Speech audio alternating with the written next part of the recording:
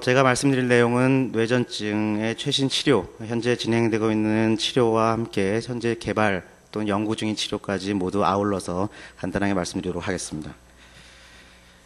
빨리 그런 최신 치료들이 저에게 이런 태양과 같은 빛을 줬으면 하는 생각에서 이런 사진을 붙여봤습니다. 저희 실제 진료실에서 보게 되면은 특히 약물 치료와 관련해서 여러분들이 이런 다양한 질문들을 하게 되는데 비슷한 점이 많이 있고 상당히 공감하는 내용이라고 생각합니다. 과연 여러 가지 약들이 있는데 갈 때마다 비싼 약을 주고 이게 과연 싼 약보다 효과가 좋은가? 또 약을 계속 더 먹어야 된다고 말씀을 하시고 점점 약을 올리게 되면 약이 점점 독해지는 건 아닌가? 또 자주 약을 바꾸시는 그런 선생님도 계시죠. 약을 왜 자주 바꾸냐? 이런 물음들. 그리고 또 매번 같은 약만 주고 그냥 지내보자. 이런 경험도 있으실 겁니다. 더 좋은 치료는 언제쯤 나오는가. 제 강의가 끝날 때쯤에 되면은 어느 정도, 해결책이 생겼으면 하는 개인적인 바람입니다. 뇌전증의 치료는 대체적으로 다음과 같은데요. 특히 자기만의 독특한 어떤 유발 요인이 있으면 유발 요인을 제거하는 게, 그러니까 이제 경기를 어떨 때 더 많이 한다. 이런 개인적인 유발 요인을 제거하는 게 1차적으로 해결해야 될 문제고요. 두 번째는 약물 치료, 그리고 수술 치료가 있습니다. 약물 치료, 수술 치료를 이제 기본적으로 하게 되는데, 약물 치료, 어차피 약물 치료도 안 듣는 분이 계시고, 수술 치료도 못 하시는 분, 또 수술 치료에 실패하시는 분도 계십니다. 그러신 분들을 위해서 부가적인, 보조적인 치료법들이 있습니다. 뇌 자극술을 시행한다든지, 식이요법이 있습니다. 근데 다행히도, 안타깝게도 이런 치료를 해도 결국에는 극소수의 분들은 치료에 반응이 없고 계속 발작을 하게 됩니다. 그래서 다행인 거는 여러 가지 이제 연구들이 활발하게 진행이 돼서 멀지 않은 시간에 혁신적인 신치료가 나와서 발작이 지금보다 훨씬 줄어드는 환경이 됐으면 하는 바람입니다. 이 뇌전증 치료의 목표는 이제 발작이 완전히 없어지는 거죠. 경기가 없어지는 거고, 이를 통해서 어떤 기억력이라든지 우리가 일상생활하는 여러 가지 생각, 사고력 이런 것들 포함해서 또 불안, 충동 이런 걸 포함한 심리적인 문제가 해결이 돼야 되고, 또 직업적인 문제도 빼놓을 수가 없죠. 사회적인 문제도 해결돼야 되고, 이를 통해서 이제 행복한 삶을 사는 거, 발작 없는 행복한 삶을 사는 게 목표가 되겠습니다. 이제 발작의 치료로 들어가서 처음 해야 될 게 유발 요인의 제거라고 말씀을 드렸는데요. 환자마다 또 그 환자가 가지고 있는 이 뇌전증의 종류마다 다양한 유발 요인이 있습니다. 하지만 공통적으로 어떤 정신적이라든지 육체적인 스트레스를 많이 받는 경우, 잠을 못 자는 경우, 그리고 또 술을 드시는 경우 발작을 쉽게 할 수 있는 조건이 됩니다. 그리고 열이 많이 나는 경우, 특히 소아나 아이 같은 경우에 많이 있고요. 또 여성 같은 경우에는 이 배란과 생리주기 전후에 발작이 증가하는 이런 경향을 보이는 분이 꽤 많습니다. 그리고 또 빠르게 반짝반짝하는 이런 강한 불빛에 경기를 하시는 분도 계시고, 과호흡이라든지, 또 하나는 이제 우리가 뇌전증 환우분들이 많이 심리적인 문제를 호소하고 불안증이 많기 때문에 진정제를 많이 사용하게 됩니다. 진정제를 쓰다가 갑자기 끊는 경우에도 발작이 좀 악화되는 경우가 있습니다. 그리고 또 하나는 당뇨병 치료하다가 혈당이 떨어지는 저혈당, 특히 연세 드신 고령자분들이 많죠. 그 다음에 내과적인 질환 때문에 발작이 쉽게 되는 이런 경우가 있어서, 발작을 했을 때는 이런 것들을 먼저 있지 않는지 확인하고, 또 피할 수 있으면 피하고, 치료할 수 있으면 치료하는 게 이제 첫 번째 치료의 시작이 되겠습니다. 일단 뇌전증으로 진단을 받게 되면 다음과 같은 이제 경과를 밟게 되는데요. 여기 계신 분들이라든지 여기 관계되신 분들이 어느 쯤에 와 계신지 스스로 생각을 해보시면 이해하기 편하실 겁니다. 약물을 드시게 되죠. 뇌전증의 치료의 시작은 약물입니다. 약물 드시게 되면은 발작이 완전히 없어지고, 그리고 또 한참 지나서 또 약까지 끊는 이런 완전한 완치라고 제가 말씀드렸는데, 완전한 완치가 되는 이런 아주 행복한 경우가 있고, 또 하나는 약을 써서 발작이 없어졌습니다. 근데 약을 끊지 못하는, 하지만 발작은 없는 이런 약물 의존 완치, 약물 완치라고 제가 말씀드렸습니다. 또 세 번째는 처음에는 약을 써서 잘 지내시다가 약을 끊고 나서는 또 다시 상황이 바뀌어서 계속 경기를 하게 되는 이런 경우가 있죠.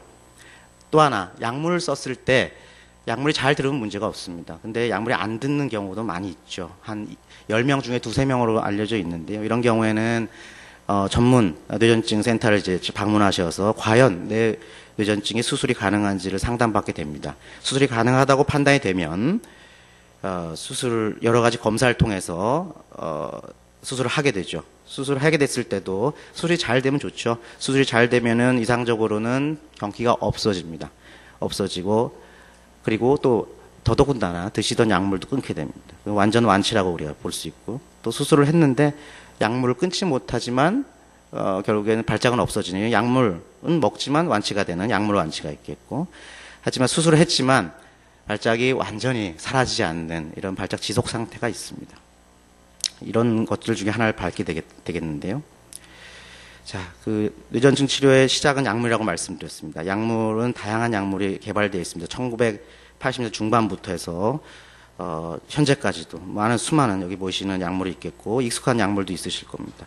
2000년도 전후에 걸쳐서는 이 약물 개발 속도가 상당히 빨라져서 2000년 전후 이후에 나온 약이 10개 이상 됩니다. 그래서 현재 우리 국내에서 한 20여 개의 약이 허가가 되어 있고 사용이 되고 있습니다.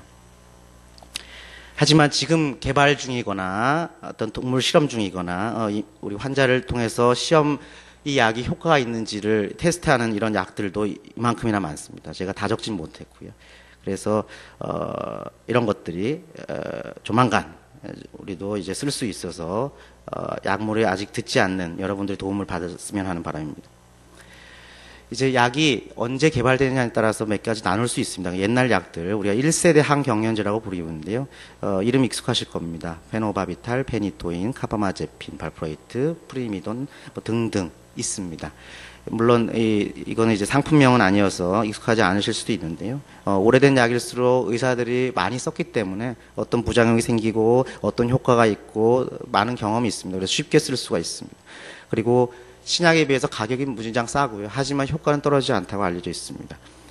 하지만 이제 부작용이 조금 많다는 점, 그리고 또 부작용을 막기 위해서 피검사가 필요할 수도 있다는 점, 그리고 또 연세 드신 분들은 다른 경련제 말고 다른 약을 많이 쓰시기 때문에 서로 약물 간의 반응 때문에 부작용이 쉽게 나타날 수 있다는 점이 좀 단점이 될 수 있습니다. 90년대 이후, 2000년대 이후에 나온 약들을 이제 2세대 항경련제라 그래서 현재 많이 쓰시고 있는 약들입니다.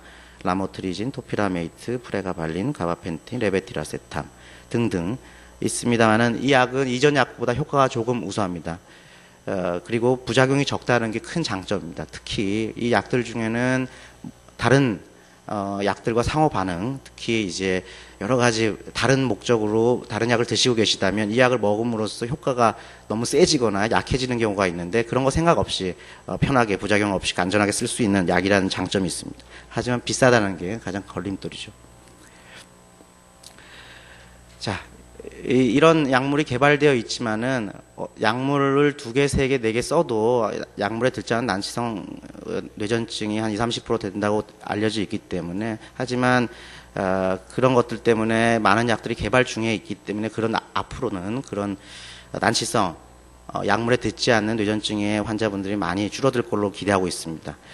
앞으로 개발될 약들은 당연히 발작을 줄이기, 발작에 대한 효과를 높이고 잘 듣고 그리고 부작용을 줄이고 그리고 웬만하면 하루에 한 번 먹게 편하게 하고 그리고 또 발작을 빠르게 치료할 수 있는 이런 빠른 작용을 나타내는 약을 개발의 목표로 삼고 열심히 이제 노력 중이죠.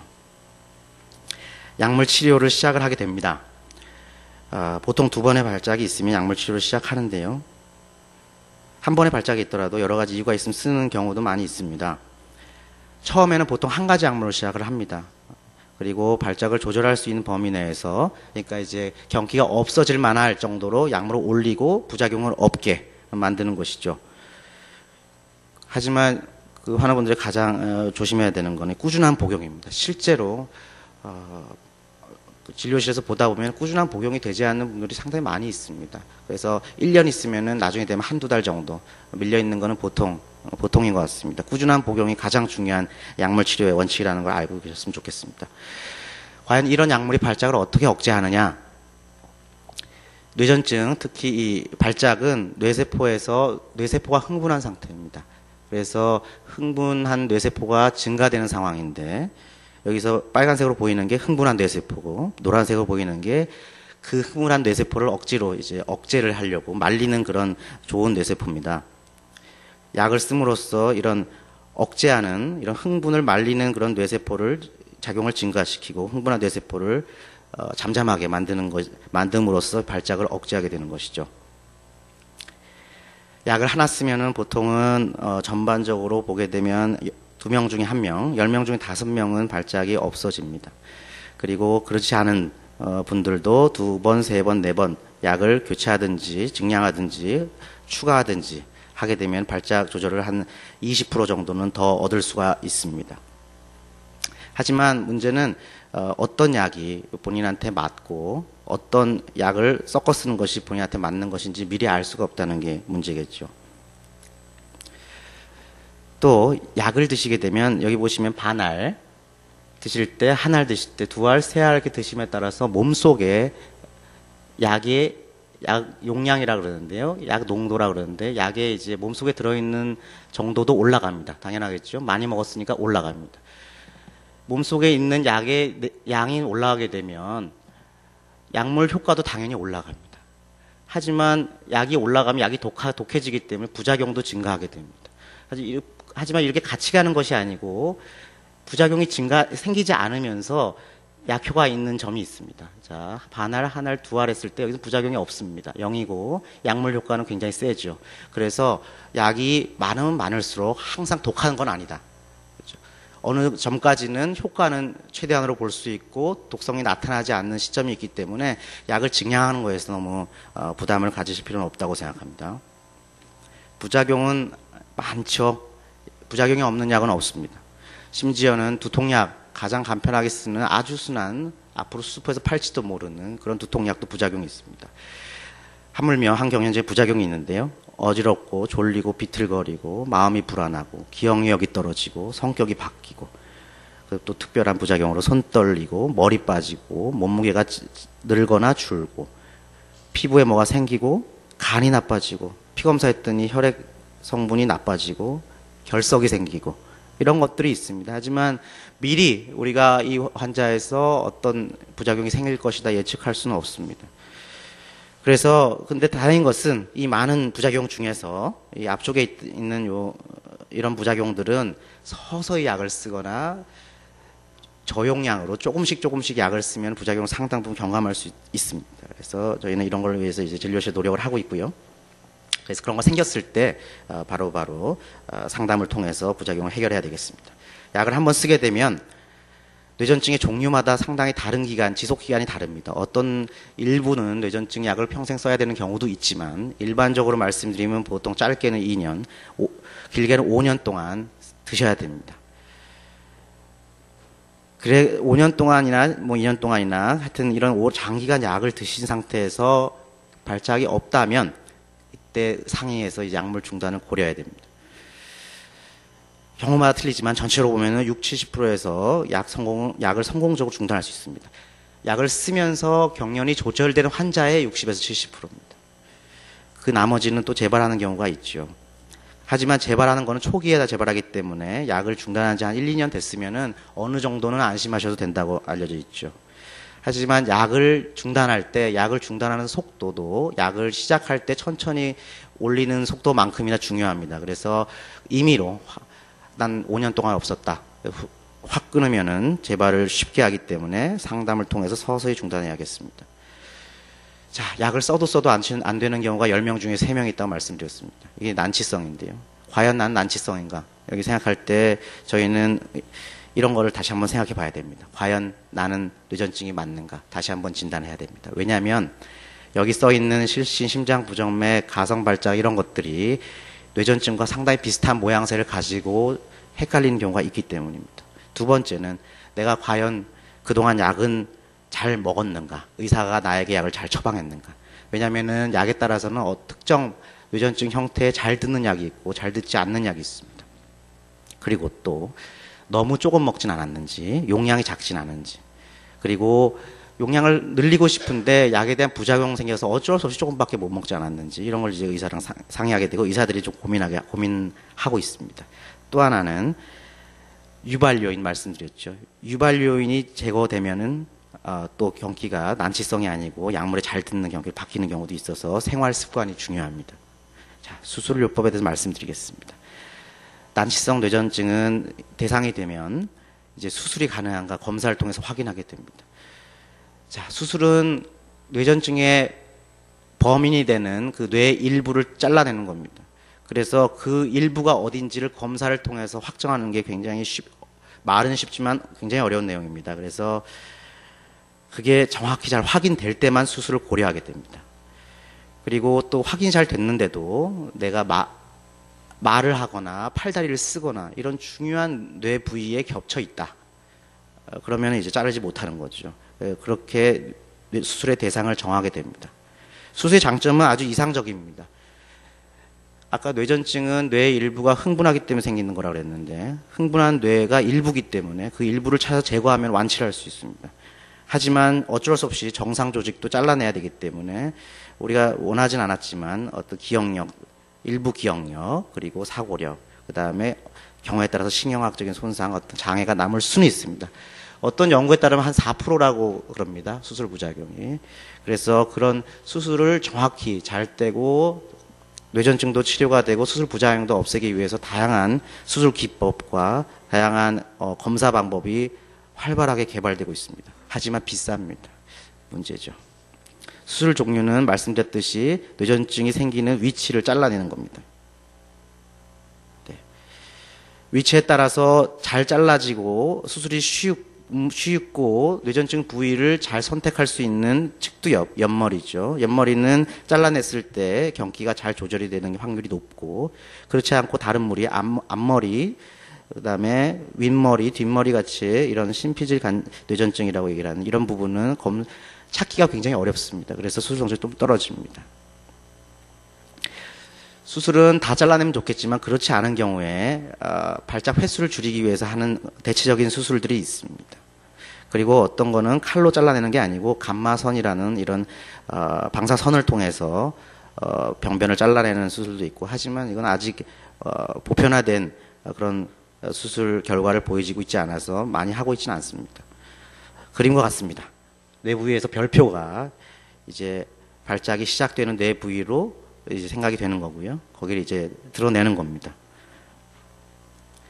검사를 통해서 발작 부위를 찾게 되는데 가장 기본이 되는 검사가 비디오 뇌파 검사죠. 뭐 좀 조잡한 그림이긴 하지만 그 환자가 이제 침대에 누워 있고 머리에서 뇌파를 찍으면서 비디오로 찍고 환자가 발작을 하는 것을 이제 컴퓨터 모니터링 해서 보면서 어떤 부위에서 발작이 시작하는지 보게 됩니다. 다양한 검사를 하게 됩니다. MRI도 찍고요. 들어보셨는지 모르겠지만 스펙트라고 단일 광자 방출 단층 촬영 더 어렵습니다. 페트라는 검사도 있고요. 하다 안 되면은 머리뼈를 잘라내고 뇌에서 직접 발작 병소를 찾아내는 방법도 있습니다. 그 외에도 이런 뇌자도 영상, 광학 영상, 기능적 MRI 등등 이런 다양한 검사를 사진을 찍어서 정확히 발작이 시작되는 위치를 찾는 노력들이 진행되고 있고 일부는 현재 사용 중입니다. 자, 옆머리 같은 경우에는 그 수술을 잘 된다 그랬는데요. 한 장기적으로 봐도 웃고 있는 사람 있죠. 7명이네요. 7명은 수술이 잘 되고 3명은 잘 안 되고 그 다음에 그 잘 안 되는 그 심피질 수술 같은 경우에는 한 반반쯤 됩니다. 하지만 반이라 하더라도 이 반 중에는 일부는 발작이 없어지진 않지만 줄어들기 때문에 뭐 신경 쓰실 너무 절망하실 필요는 없습니다. 뇌 자극술을 하게 되는데요. 아까 말씀드렸듯이 약물에서 듣지 않고 수술을 해야 되는데 수술이 잘 안 되고 실패하거나 또 하나는 수술을 할 수 없거나 이런 경우에 대체적으로 하는 요법 중에서 뇌를 자극하는 방법이 있습니다. 이제 뇌를 억제하는 거죠. 결국에는 전기 자극을 통해서 미주신경이라고 그래서 가슴 속에 전극을 심고 머리부터 목으로 연결된 미주신경에 전기줄을 갖다 대놓고 약한 자극을 줘서 뇌를 억제하는 방법이 이제 미주신경 자극술입니다. 이런 방법도 있고요. 뇌 자극술 중에 심부 뇌 자극술도 있습니다. 똑같은 이런 전기 자극을 주는 건데요. 이거는 머리에 아주 깊은 곳을 자극하는 겁니다. 이런 것들이 뇌전증 치료에 현재 시작 시점에 있는 것 같습니다. 그리고 외국의 경우에 보면 3차 신경 자극술이라고 해서 허리춤에다가 전기 자극을 대고 눈 근처에서 자극을 해서 머릿속으로 이제 그 전기 자극이 스며들게 하는 그런 3차 신경 자극술. 그리고 머리 위에서 이런 코일로 자극하는 경두개 자기 자극술 등등 이런 것들이 지금 연구나 환자의 대상으로 아주 그 초창기에 있고요. 앞으로는 많이 이용이 되면 약물이나 수술로서 도움을 받지 못하시는 분들도 상당 부분 이용할 수 있는 시대가 곧 올 거라고 생각합니다. 식이요법은 주로 난치성 소아뇌전증 환자에 많이 씁니다. 근데 이것이 효과가 좋고 상당 부분 좋지만은 유지하는 게 어렵습니다. 맛이 없어서. 그래서 고지방식이, 고단백식이 개발되어 있습니다. 그래서 이런 거를 이제 단점을 보완하고자 이런 것들을 약으로 개발하려고 합니다. 비슷한 성분을 약으로 해서 신약으로 뇌전증 치료에 이제 도입을 하려는 움직임이 활발하게 진행 중입니다. 유전자 치료라고도 있습니다.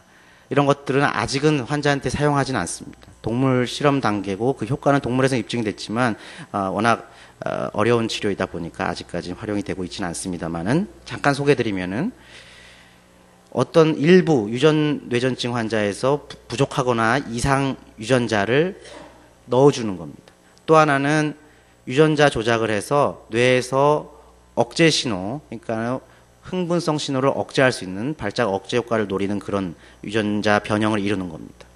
또 하나는 세포이식이 있습니다. 세포이식은 줄기세포라고 들어보셨는지 모르겠지만 줄기세포와 뭐 인간의 그 어른 이런 세포를 갖다 뇌에다 넣는 겁니다. 그래서 이것도 마찬가지로 뇌에서 억제성으로 작용해서 발작을 치료할 수 있는 이런 효과를 거둘 수 있다. 이런 것들이 지금 현재 동물 실험에서 밝혀진 바가 있습니다. 하지만 그 길은 요원한 것 같습니다. 예방주사라는 것도 있습니다. 자, 보시면 자, 뇌는 이렇게 뇌세포가 있고요. 흥분하는 물질이 있습니다. 그래서 이것이 뇌세포에 딱 달라붙으면 뇌세포가 이제 빨개지면서 이제 발작을 하는 것이거든요. 쉽게 말씀드리면. 근데 이제 예방주사를 맞음으로써 몸속에서 이 흥분성 물질이 달라붙는 부위를 막도록 이런 항체라는 것을 만들게 만드는 겁니다. 아주 그 내용은 아주 좋아 보이는데요. 빨리 현실화가 됐으면 좋겠습니다. 앞으로 향후 치료는 뇌전증 치료에 영향을 줄 수 있는 여러 가지 각 개인의 환자에 맞는 환자 맞춤 치료가 돼야 된다고 생각을 합니다. 예를 들어서 어떤 약을 먹었을 때 어떻게 흡수가 되고 또 어떻게 내 몸에서 작용을 하고 어떻게 몸속에 빠져나가는지를 사람마다 다르기 때문에 이런 것들을 좌지우지하는 유전자를 미리 알고 있다면 도움이 되고요. 또 어떤 약, A라는 약이 내 몸에 잘 들을지 B라는 약이 내 몸에 들을지 사실 치료하기 전에는 알 수가 없는데 어떤 유전자도 밝혀진다면은 이런 자기한테 맞는 유전자를 먼저 치료할 수가 있겠죠. 그 외에도 나이, 성별, 어떤 여러 가지 자신과 관련된 환경 요인을 고려해서 치료할 수 있다면 치료의 결과도 더 좋아질 거라고 미루어 예측해 봅니다. 이상입니다.